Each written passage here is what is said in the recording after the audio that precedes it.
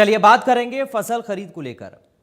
हरियाणा की मंडियों में इस समय रबी सीजन की फसलों की सरकारी खरीद सुचारू रूप से जारी है।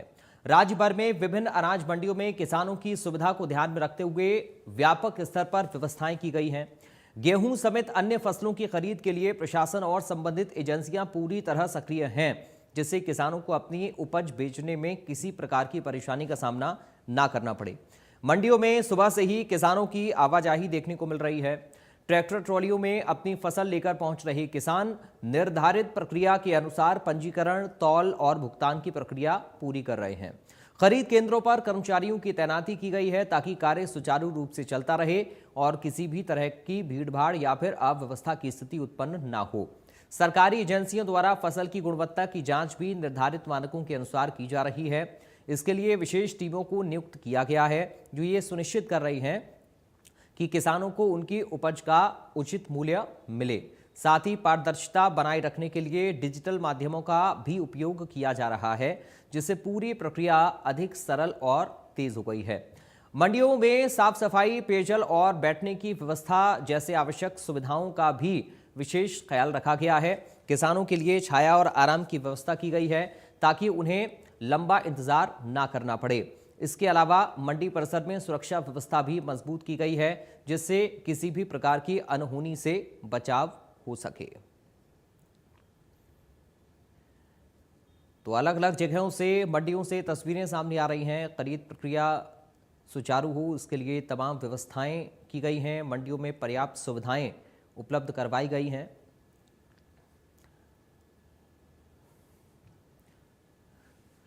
पलवल से संवाददाता ऋषि भारद्वाज इस वक्त हमारे साथ लाइव जुड़ गए हैं।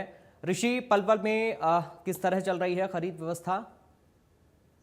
जी बिल्कुल पराग, मैं बताना चाहूंगा कि सरकार के आदेश पर 1 अप्रैल से सरकारी खरीद शुरू कर दी गई थी, क्योंकि पहले जो समय था उसमें लगभग 11 से 12 अप्रैल को खरीद शुरू होती थी, लेकिन अब की बार मुख्यमंत्री नासिर सैनी के आदेश पर 1 अप्रैल से सरकारी खरीद शुरू कर दी गई है। और अब तक बात करें खरीद की पलवल जिले में तो 16 लाख क्विंटल की खरीद की जा चुकी है। और बात करें अरावल की तो अब तक 23 लाख क्विंटल अरावल मंडियों में पहुंच चुकी है और 43,000 गेट पास काटे जा चुके हैं।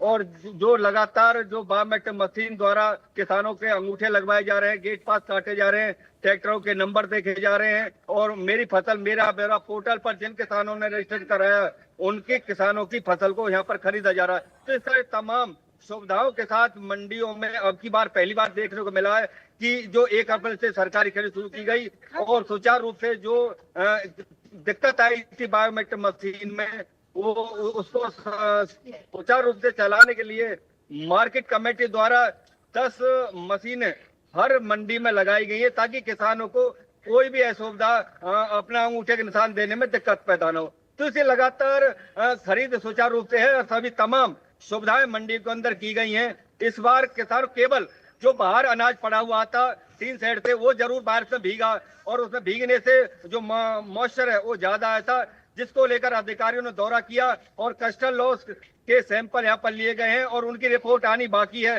जो अभी उसकी खरीद नहीं की गई। अब देखना है कि वो रिपोर्ट कब तक आती है। लेकिन उठान की जो समस्या वो बनी हुई है, जो जिस तरह से लगातार पहले मंडियों के जो मतलब प्रधान थे उनको दिया जाता था उठान का ठेका, लेकिन अब की बार प्राइवेट कंपनी को दिया गया, जिसकी वजह से उठान में दिक्कत आ रही है। जिससे आरएससीओ का कहना है कि अगर उठान समय से हो जाए तो बाहर जो फसल गिरवाते हैं वो 3 शेड के अंदर फसल आ जाएगी और किसानों की जो बारिश आती है भीगती है उस फसल भीगने से बच जाएगी। तो उठान की समस्या यहाँ पर बनी हुई है, जिसको जिला प्रशासन को सोचना होगा और उठान को जल्दी जल्दी कराना होगा।